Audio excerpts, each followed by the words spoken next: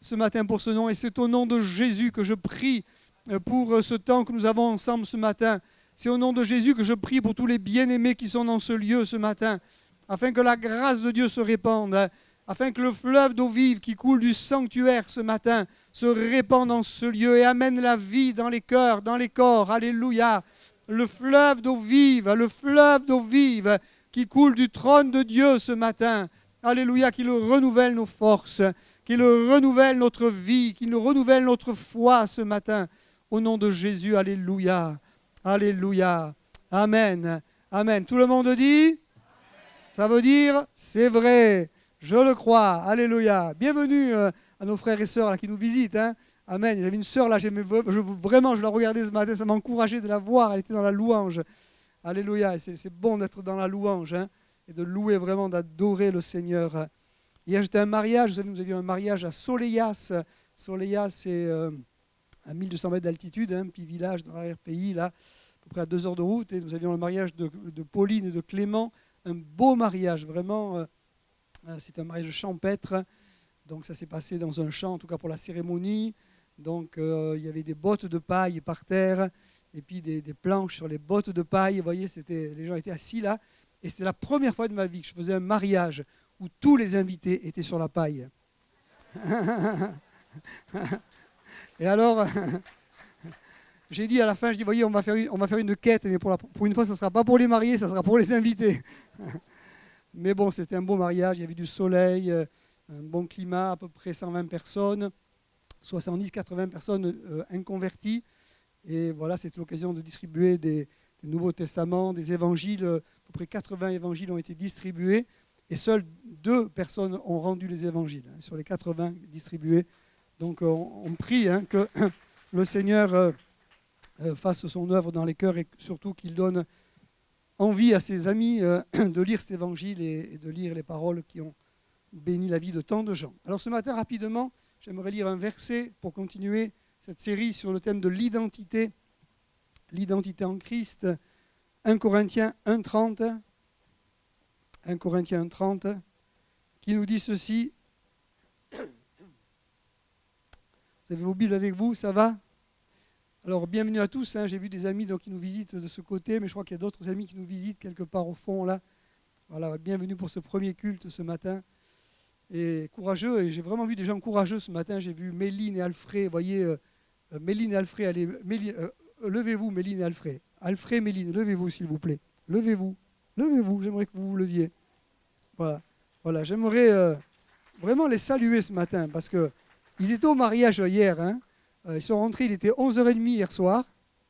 Hein. Bon, on dit quel âge hein, voilà. Il y a un 8, il y a déjà un 8, on ne dira pas ce qu'il y a après, mais il y a quand même déjà un 8. Hein. Et ils sont là ce matin, franchement, moi je suis impressionné. Hein. Je suis impressionné. Marie aussi, je suis impressionné. Hein, notre sœur qui était... Hein, il y a 2 heures de route, le mariage termine très tard hier soir malgré tout. Et voilà, ça c'est vraiment... c'est du solide, c'est du costaud, hein, c'est du bon matériel. Hein. Bon matériel. Alors nous lisons donc ce verset dans 1 Corinthiens 1,30 qui dit ceci: Or c'est par lui, par Jésus, par Dieu, pardon, par lui, par Dieu, que vous êtes en Jésus-Christ. Hein, vous êtes en Jésus-Christ, qui par la volonté de Dieu a été fait pour nous sagesse, justice, sanctification et rédemption. Je voudrais retenir surtout que Paul dit que c'est par Dieu que vous êtes en Jésus-Christ. C'est par Dieu que nous sommes. C'est par Dieu que je suis. Hein, en Jésus-Christ, je suis. Hein, mon identité, c'est en Christ que je vais la trouver ou la découvrir. En lui, nous sommes. En lui, je suis. Qu'est-ce que je suis en lui? Je suis ce qu'il est. Hein, ça, c'est vraiment merveilleux. C'est une révélation. Être chrétien, qu'est-ce que ça veut dire? C'est je suis ce que Christ est. Amen. Je suis en lui. En lui, nous sommes. Par exemple, Jésus dit « Je suis la lumière du monde ». Wow. Hein, Jésus dit « Je suis la lumière du monde ». Mais il dit « Vous êtes la lumière du monde ». Hein, ça veut dire qu'en lui, je suis ce qu'il est. Amen. En lui, je suis ce qu'il est. Je pense à ce texte de l'Épître aux Éphésiens où Paul dit « Avant, vous étiez ténèbres, maintenant, vous êtes lumière dans le Seigneur ». Hein, il dit même pas vous êtes de la lumière, il dit vous êtes lumière dans le Seigneur. C'est-à-dire, dans le Seigneur, maintenant, je suis ce qu'il est. Merveilleux. J'ai oublié de saluer Atab. Je suis heureux de revoir Atab, un ami tunisien qui s'est converti dans cette église il y a combien d'années en arrière, Atab? Combien d'années que tu es venu ici? Il y a 15 ans à peu près? 14, 15 ans. Voilà, Atab, on est heureux. Cet ami tunisien, le premier culte où il est venu, il louait le Seigneur. La première fois qu'il est venu ici, il avait expérimenté une guérison dans un œil. Je ne sais pas si tu t'en souviens, Atab. Voilà, gloire à Dieu. Il est venu avec Dazou. Dazou, on la salue aussi. Elle vient de la région de Montpellier. Elle est à Ganges. Elle s'occupe de Caen, d'Ado, tout ça. Bienvenue à Dazou aussi. Voilà, en tout cas, Atab, on est vraiment heureux de te revoir ce matin. Laurent l'avait accueilli à l'époque, il s'en était occupé, il avait fait un travail super. Gloire à Dieu, en tout cas, c'est beau de voir l'œuvre de Dieu. Alors, voilà, on est en Christ, nous sommes ce qu'il est. Voilà, c'est merveilleux. Moi, je trouve que c'est merveilleux. Moi, ça me bouleverse de réaliser que ce qu'il est, lui, c'est moi ce que je suis. Je trouve ce que je suis dans ce qu'il est. Je découvre mon identité dans la personne du Seigneur Jésus. Alors, vous savez, en Christ, l'enfant de Dieu reçoit un nom nouveau. On l'a dit dernièrement, c'est le thème, un nom nouveau. Et ce matin, j'aimerais dire que ce n'est pas simplement un nom nouveau, mais c'est des noms nouveaux. Nous recevons en Christ des noms nouveaux. Comme Dieu lui-même a des noms différents. Vous avez remarqué que Dieu n'a pas un nom. Il a un nom, c'est vrai, un grand nom, mais il a plusieurs noms. Il a plusieurs noms. Et les noms de Dieu expriment différents aspects de ce qu'il est. Pourquoi des noms différents?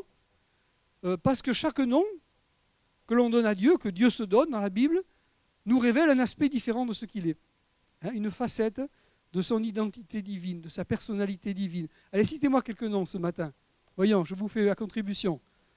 C'est juste un truc pour vous réveiller, mais c'est ou pour me réveiller à moi, parce que El Shaddai, Elohim, Nissi, Yahvé, Rapha, El Olam, Yeshua. Allez, donne-moi des noms là. Allez. Stéphanie, je te sens motivée ce matin. Allez, donne-moi des noms. Emmanuel, oui, un beau nom, Emmanuel. Oui, Yahvé Shalom. Yehovah Shammah. Oh, mais ils sont calés dans cette église. C'est qui votre pasteur? Parce que franchement... Oui. El Elyon. Oh, il est fort ce jeune. Ça fait 6 mois qu'il est baptisé. Déjà, il connaît ça. Des noms. Alors bon, il y en a un paquet, mais j'en ai relevé 16 rapidement. Adonai, le Seigneur, le Maître. Elohim, le Dieu pluriel. Hachem, le nom, qui est au-dessus de tout nom, le grand nom. El, le Dieu grand. El Elyon, le Dieu très haut. El Shaddai, le Dieu tout-puissant. El Olam, le Dieu d'éternité, le Dieu de toujours. Puis il y a tous les noms avec Yahvé, celui qui est. Alors Yahvé Rofi, l'Éternel qui guérit. Yahvé Nissi, l'Éternel notre bannière. Yahvé Shalom, l'Éternel notre paix. Yahvé Roi, l'Éternel mon berger. Yahvé Tzidkenu, l'Éternel notre justice. Yahvé Yireh. Yireh, c'est l'Éternel qui voit, qui pourvoit. Yahvé Shama, l'Éternel est ici, mais il est aussi là-bas. C'est intéressant parce que la racine Sham, je l'ai déjà dit, Sham qui est aussi la racine du mot Shem, le nom. Shem, c'est là, mais c'est aussi là-bas. Il y a toujours un là-bas avec Dieu. Il y a toujours un avenir, une projection. Et mon préféré à moi, mon préféré, c'est Père. Alléluia. Donc, des noms différents qui expriment différents aspects de ce que Dieu est. Vous voyez, c'est intéressant. Bon, on pourrait s'arrêter sur tous ces noms, mais ce n'est pas le but de ce matin. Et c'est vrai pour l'enfant de Dieu aussi. Vous voyez, c'est vrai pour l'enfant de Dieu. La parole de Dieu nous donne aussi des noms différents qui expriment différents aspects de ce que nous sommes en Jésus-Christ. Différents aspects de notre identité en Christ. Alors, j'aimerais ce matin en découvrir quelques-uns, puis peut-être on continuera. On ne va pas y faire passer l'éternité, n'ayez pas peur, mais quand même, il y a quelques noms intéressants. Il y a quelques noms qui nous aident à réaliser qu'est-ce que je suis vraiment en Christ maintenant. Quelle est mon identité? Qu'est-ce que ça veut dire être une nouvelle création? Par exemple, il y a un nom,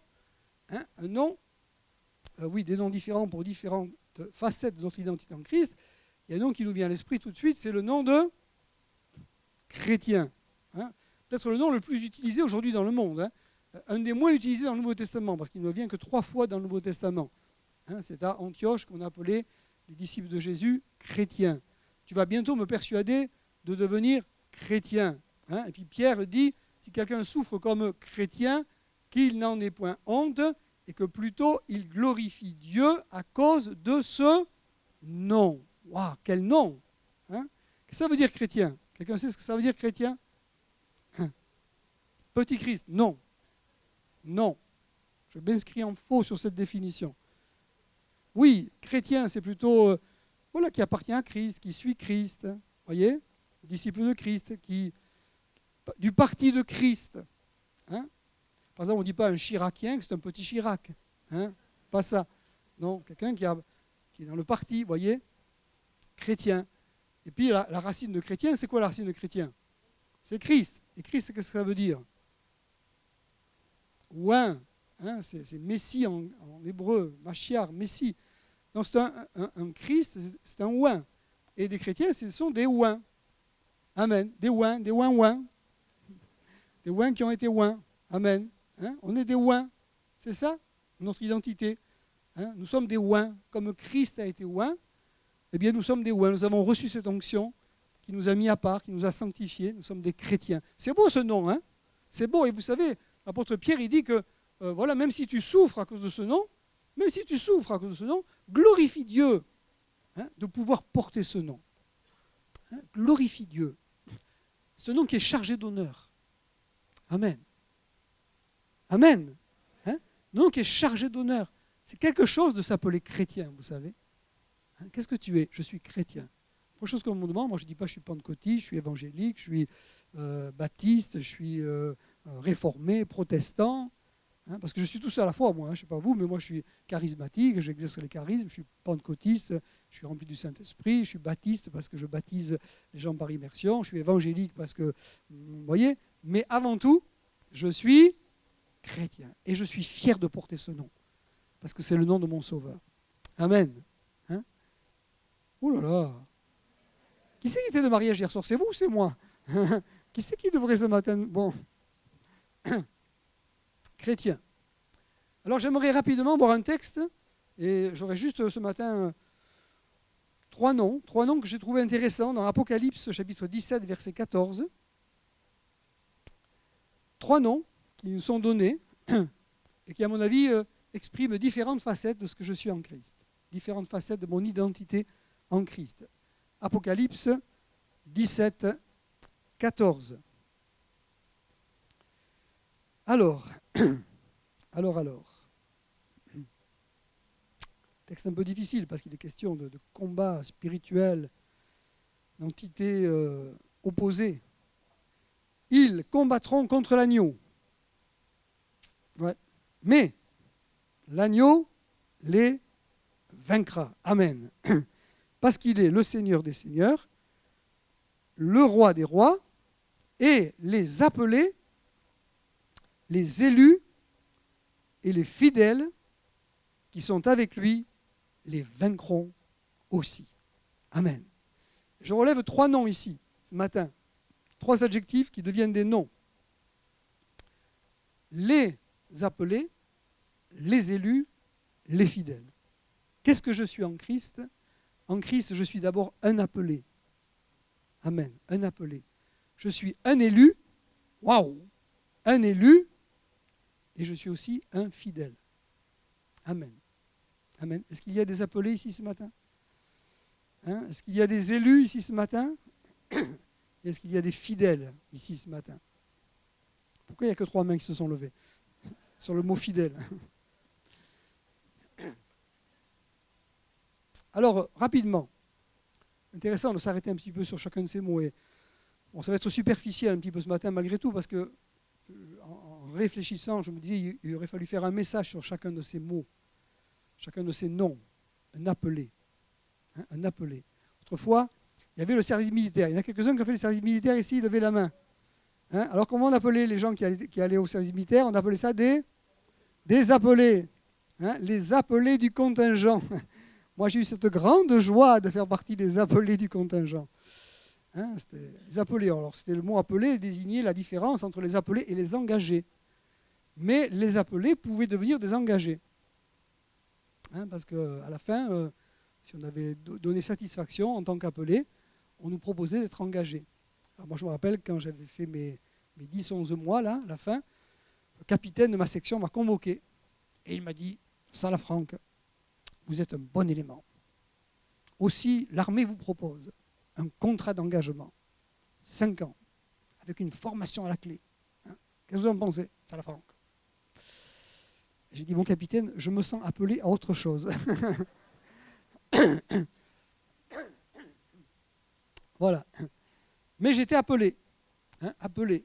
Voilà, nous sommes des appelés. Ça, c'est une identité. Je suis un appelé. Appelé par Jésus-Christ, dit l'Épître aux Romains. Alors, je vais aller rapidement, mais il y a des notes à la sortie. Vous pourrez reprendre un petit peu cette étude, reprendre les textes, vous verrez, c'est intéressant. Et en tout cas, ce matin, c'est évident que la vie chrétienne commence là. Commence là. Je repensais à tous ces textes où on voit Jésus aller à la rencontre des hommes. Il va sur la plage, il y a où des pêcheurs, etc. Et la Bible dit, il les appela. Il les appela. Toi, suis-moi. Toi, là-bas, suis-moi. Toi, viens avec moi. Toi, marche derrière moi. Viens avec moi, toi. Je te ferai pêcheur d'hommes. On va vivre des choses. Tu vas souffrir, mais tu vas vivre des choses extraordinaires. Suis-moi. Il y a un appel. Vous voyez, l'évangile, ça commence par un appel. Il nous a appelés. Gloire à Dieu. Il nous a appelés des ténèbres à sa lumière. Il y a un mot qui est équivalent au mot appelé, c'est le même mot, mais qui est traduit de manière différente en français, c'est le mot vocation. Vocation, c'est le même mot grec qui est traduit par appelé. Vocation. Et la vie chrétienne, c'est une vocation. C'est pour ça que les gens ont parfois du mal à comprendre. Vous voyez, c'est une vocation. C'est un appel. Généralement, souvent, on ne choisit pas d'être chrétien. On le devient parce qu'on a entendu dans nos cœurs un appel. Parce que tout d'un coup, l'évangile a résonné, on s'est senti appelé, on est rentré dans une vocation. La Bible parle même d'une sainte vocation. Waouh, une sainte vocation. C'est une vocation sacrée, c'est quelque chose de sacré, de divin. Une vocation céleste, dit la Bible. C'est un appel qui vient du ciel. Ce n'est pas un appel qui vient de la terre, même si parfois il passe par la terre, il passe par un homme, il passe par un prédicateur, il passe par un témoin. Mais il vient du ciel. Gloire à Dieu. Amen. Appelé du ciel. Amen. L'appel, la vocation céleste. Et c'est beau de savoir que nous sommes dans une vocation. Le chrétien a répondu à un appel. Il est entré dans une vocation céleste, une vocation divine. Il y a ce merveilleux texte dans l'Épître aux Romains, Romains chapitre 8. C'est un classique, mais bon, ça fait du bien de revoir les classiques de temps en temps. Romains 8, 28, si vous voulez bien ouvrir vos Bibles avec moi. Romains 8, 28. Nous savons du reste que toute chose concourt au bien de ceux qui aiment Dieu, de ceux qui sont appelés selon son dessein. Car ceux qu'il a connus d'avance, il les a aussi prédestinés à être l'image de son Fils, afin que son Fils soit le premier-né de beaucoup de frères. Ceux qu'il a prédestinés, il les a aussi appelés. Ceux qu'il a appelés, il les a aussi justifiés. Et ceux qu'il a justifiés, il les a aussi glorifiés. Amen. Il faudrait 2 heures pour développer ce texte, mais bon, appelés selon son dessein. C'est un plan de Dieu, on n'est pas appelé comme ça au hasard. Il y a un projet de Dieu. Il y a un dessein divin, connu d'avance. Il a appelé ceux qu'il a connus d'avance. Alors ça, c'est merveilleux de savoir qu'il nous connaît, et malgré qu'il nous connaissait d'avance, il nous a quand même appelés, prédestinés. Il y a un plan, un objectif, être semblable à l'image de son Fils. Ceux qu'il a appelés, il les a justifiés. Il a imputé la justice de Christ. Et ceux qu'il a justifiés, il les a aussi glorifiés. Comment les a-t-il glorifiés? En faisant de nous le temple du Saint-Esprit. Il nous a glorifiés. C'est une gloire que de devenir le temple, le réceptacle, la maison même dans laquelle Dieu le Père, Dieu le Fils et Dieu le Saint-Esprit ont fait leur demeure. Gloire à Dieu. Amen. C'est quelque chose d'être appelé par le Seigneur. Appelé et aimé en Dieu, dit Jude. Non seulement appelé, mais aimé en Dieu. Gloire à Dieu. Merveilleux. Je suis un appelé. Amen. Un appelé. Ce matin, je n'ai pas honte de le dire, mon nom, ma vocation, c'est d'être un appelé. Maintenant, Jésus dit qu'il y a beaucoup d'appelés, mais il y a beaucoup d'appelés, beaucoup d'appelés, mais peu d'élus. Alors, On a médité vraiment dans les réunions de maison sur ce beau thème-là, dans l'évangile de Matthieu, chapitre 22. Pas le temps ce matin d'aller dans ce texte, ça serait tellement intéressant, mais voilà, qui sont élus dans la parabole du festin du roi. Le roi, il fait un grand festin pour les noces de son fils, mais la Bible dit que sans se soucier de l'invitation, les uns sont partis à leur trafic, les autres à leur travail, à leurs occupations, à leurs loisirs, à leurs distractions. Vous voyez, sans se soucier de l'appel. Alors le roi était très en colère, hein, et bon, je fais court, mais il a dit allez en chercher d'autres, ceux-là ils n'étaient pas dignes. Il y en a d'autres, allez dans les chemins, dans les campagnes, et puis appelez, hein, appelez-en d'autres. Alors d'autres sont rentrés. Il y avait des méchants, des bons, mais ils ont entendu l'appel, ils ont répondu à l'appel. Ils se sont retrouvés dans la salle des noces. Hein, gloire à Dieu pour tous ceux qui ont répondu à l'appel. Il y avait quand même un qui n'avait pas revêtu un habit de noces. Hein, alors il y aurait de quoi méditer là-dessus, mais il a dit, qu'est-ce que tu fais ici, toi ? Tu as été invité, tu as été appelé, hein, et puis tu es rentré là dans ce lieu sans avoir un habit de noces. Hein, tu viens comme une paye, là, tu es habillé comme je ne sais pas quoi, hein, alors que quand même tu as été appelé, tu as été invité, tu aurais dû honorer l'invitation. Allez, dégage. je paraphrase, excusez-moi.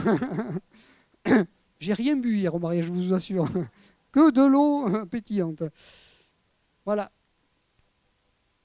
Ça nous fait réfléchir, n'est-ce pas ? Beaucoup d'appelés, mais peu d'élus. Hein, peu d'élus, et je pense que c'est important. C'est pour ça que la Bible dit, marchez d'une manière digne de la vocation qui vous est adressée. Hein, je pense qu'on revêt un habit un bel habit quand on marche d'une manière digne. C'est quelque chose d'être appelé à être chrétien, et je pense qu'il faut marcher d'une manière digne de l'appel qui nous a été adressé. Un élu. Hein, en lui, Dieu nous a élus avant la fondation du monde pour que nous soyons saints et irrépréhensibles devant Dieu, nous ayant prédestinés dans son amour à être ses enfants d'adoption par Jésus-Christ. En lui, Dieu nous a élus. Hein. J'ai mis ce texte dans la première épître aux Thessaloniciens où Paul dit ceci, nous savons, frères bien-aimés de Dieu, que vous avez été élus. Et là, tout le monde devrait faire waouh, j'ai été élu, alléluia. Hein, nous savons, frères bien-aimés du Seigneur, que vous avez été élus. Vous savez, moi j'aime bien regarder les soirs d'élection, la télévision. Hein, vous aimez bien ça regarder ? Moi j'y connais rien en politique, j'aime pas la politique, je fais pas de politique, mais j'aime bien regarder les soirées d'élection. J'aime bien voir la tête des gagnants et des perdants. Hein, j'aime bien voir ça, vous voyez, cette espèce de tragédie là, pour les uns, puis de joie pour les autres, ceux qui ont été élus. Hein, la tête des élus. Wow, j'ai été élu, ça y est. Puis alors, dans les PC de campagne, là, la joie des gens, hein, dont le candidat a été élu. On a gagné. Vous voyez, ils sont là comme des fous, ils sont dans une joie. Hein, la joie des élus. Moi, il me semble que c'est comme ça dans l'église, non ? Hein, la joie des élus. J'ai été élu, alléluia, au suffrage spirituel, au suffrage céleste. Hein, j'ai été élu par le Seigneur. Vous voyez, je pense au dernier baptême qu'il y a eu, c'était formidable, le dernier baptême. Les jeunes ont manifesté leur joie. À chaque fois qu'on baptisait quelqu'un, qu'on plongeait quelqu'un dans l'eau, qu'on le relevait, les jeunes ils étaient là, ouais, ils sifflaient, ils criaient. Moi, je trouve que c'était formidable. Bravo les jeunes. Hein, continuez. Il y avait de la joie. Il a été élu. Il a été élu. Ça y est. Alléluia. Amen. Hein, c'est quelque chose d'être élu. Hein, je suis un élu du Seigneur. Hein, élu. Avant la fondation du monde, Dieu avait décidé d'élire tous ceux, de choisir, puisque le mot élire, ça veut dire choisir. Hein. Un élu, c'est un choisi, c'est quelqu'un qui a été choisi. Quel bonheur, quelle grâce de savoir que j'ai été choisi. Hein, j'ai été choisi. Vous savez, parfois dans ma vie, je me suis demandé si Dieu n'avait pas fait une erreur. Ça n'est jamais arrivé, ça. Des fois, je me suis dit, mais il n'y aurait pas eu une erreur de casting là-haut quelque part. Hein, j'ai été choisi, moi, misérable, faible, vous voyez. Quel bonheur, quelle grâce, quel privilège de savoir que j'ai été choisi. Voyez. Alors, un élu a des droits, hein, mais il a aussi des devoirs.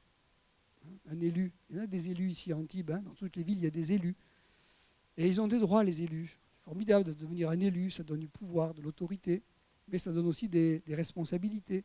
Hein, ça donne des devoirs. Voilà. Alors, Seigneur Jésus dit par exemple que Dieu fait justice à ses élus, qui crient à lui jour et nuit. Dieu fait justice à ses élus. Amen. Gloire à Dieu, c'est bon de savoir qu'on a un Dieu qui nous fait justice. Hein, ces élus qui crient à lui jour et nuit d'ailleurs, il est dit. Amen. Oh, j'ai un Dieu qui fait justice parce que je suis un élu. Mais j'ai aussi des devoirs en tant qu'élu.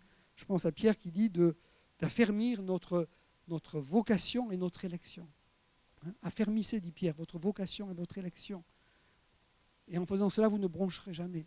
Tout n'est pas gagné d'avance parce que je suis un élu. Vous voyez, il m'appartient d'affermir cette position d'appelé et d'élu. Gloire à Dieu.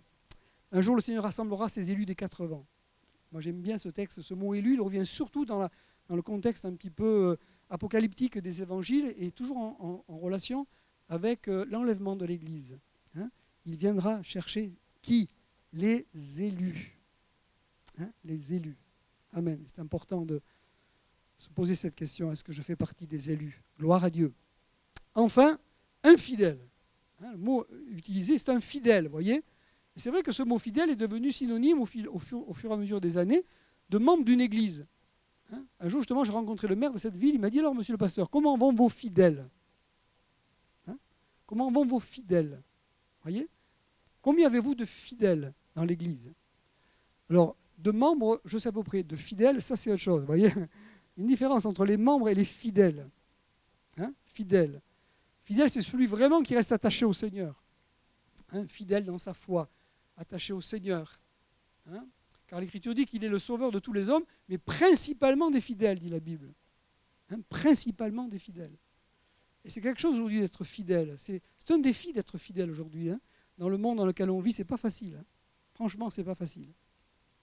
Parce qu'il y a un tel courant d'opposition, il y a un tel courant, bon, je le dis souvent, je le répète, mais c'est la vérité, il y a un tel poids des médias aujourd'hui, tel poids, une culture de société, une culture de loisirs, de facilité, d'abusement, de distraction. Vous voyez, à pour courir, s'amuser, les gens ils sont toujours prêts. Hein, mais être fidèle. Hein, la Bible dit, un homme fidèle, qui le trouvera? Qui le trouvera? Un homme fidèle, hein, un croyant fidèle, quelqu'un vraiment attaché au Seigneur, attaché à la parole, à la vraie doctrine, attaché à son Église, fidèle, quelqu'un sur qui on peut compter. C'est le sens du mot fidèle, la racine du mot fidèle. C'est-à-dire quelqu'un sur qui on peut compter, sur qui on peut s'appuyer, hein, quelqu'un de stable, quelqu'un de solide et de stable à la fois. Hein. Et moi je rends grâce à Dieu pour les hommes et les femmes fidèles qu'il y a dans cette Église. Amen. Il y en a, parce que sinon l'Église ne pourrait pas être ce qu'elle est. Si l'Église est ce qu'elle est, c'est grâce à tous les frères fidèles, à tous les hommes fidèles, les femmes fidèles, les jeunes gens fidèles, hein, qui sont là, sur qui on peut compter, on peut s'appuyer. Amen. Et c'est important. Et c'est un nom que Dieu nous donne, fidèle. Un jour, peut-être, quand on arrivera dans le ciel, peut-être le Seigneur dira, bon et fidèle serviteur, entre dans la joie de ton maître. Vous savez, c'est une des choses que Dieu demande vraiment au niveau du service. Ce que l'on demande à un économe, dit l'Écriture, à un intendant, c'est qu'il soit trouvé super compétent, plein de dons, plein de charisme, charismatique, fort, intelligent, doué. Non, ce qu'on demande, ce qu'on cherche, dit l'Écriture, de quelqu'un qui est un dispensateur des grâces de Dieu, c'est qu'il soit trouvé. Qu'il soit trouvé? Non, vous êtes timide ce matin. Allez, faites-moi. Qu'il soit trouvé. Fidèle. Alléluia. Hein, fidèle. Moi, je dis, Seigneur, garde-moi fidèle. Hein, aide-moi à être fidèle. Parce que moi, je ne suis pas sûr que si demain je partais, si j'arrivais dans le ciel, je ne suis pas sûr que le Seigneur me dirait bon et fidèle serviteur. Hein, en tout cas, je le saurai quand j'y serai. Vous voyez? Des fois, quand on prêche un enterrement, on dit de quelqu'un bon et fidèle serviteur, mais on anticipe sur quelque chose qu'on ne sait pas forcément, vous voyez. En tout cas, moi je dis, Seigneur, fais de moi un serviteur fidèle. Hein, que je sois fidèle à ce que j'ai reçu. Voilà, ce que j'ai reçu, je l'ai reçu. Mais ce que j'ai reçu, aussi peu soit-il que je sois fidèle. Fidèle. Gloire à Dieu. Amen. Voilà ce que nous sommes en Christ fidèles. En tout cas, je voudrais dire, pour terminer, que la fidélité du Seigneur garantit notre fidélité. Hein, bon, bien sûr, c'est vrai, c'est pas toujours facile d'être fidèle. Mais la Bible dit souvent de Dieu qu'il est fidèle. Hein, par exemple, je pense à ce texte où Paul dit « Dieu est fidèle hein, ». C'est lui qui vous gardera. C'est lui qui le fera. Il est fidèle. Je pense à ce texte « Le Seigneur est fidèle, il vous affermira et vous préservera du malin ». Waouh! Merci Seigneur, tu es fidèle. Moi, je ne le suis pas toujours fidèle, mais toi, tu es fidèle. Et Seigneur, je veux, à ton contact, le devenir fidèle, être un fidèle. Amen. Pas simplement fidèle, mais être un fidèle. Amen. Ce frère-là, c'est un fidèle. Amen. Alléluia. Voilà son nom, fidèle. Hein, fidèle. Vous savez, il y avait un livre qui s'appelait Le voyage du pèlerin. Quelqu'un a lu ce livre? Il y a quelqu'un dans le livre, une personne qui s'appelle Fidèle. C'est un beau nom, n'est-ce pas? Fidèle. Eh bien, Seigneur, aide-moi à être un fidèle ce matin. Gloire à Dieu. Voilà quelques noms qui expriment ce que nous sommes en Christ. On va se lever ensemble et on va remercier le Seigneur. Parce qu'il nous a donné des noms nouveaux. Des noms nouveaux. Chrétien. Alléluia. En Christ, je suis un chrétien. En Christ, je suis un appelé. En Christ, je suis un élu. Et en Christ, je suis un... Alléluia. Merci Seigneur. Merci pour ta parole ce matin. Merci de faire de nous des hommes et des femmes fidèles. Tu nous as élus. Seigneur, je suis un élu. Oh, quel bonheur de savoir que je suis un élu. Un élu. Un élu de Dieu. Un élu de Jésus-Christ. Un élu du ciel. Le ciel a voté pour moi. Alléluia. Alléluia. Et combien je veux être fidèle à la vocation que tu m'as adressée. Fidèle au service que tu m'as donné. Fidèle aux dons que j'ai reçus. Fidèle à mon Sauveur, fidèle à sa parole, fidèle à sa maison. Alléluia. Oh, merci parce qu'en Christ, nous sommes des appelés. En Christ, nous sommes des élus. En Christ, nous sommes des fidèles. Amen.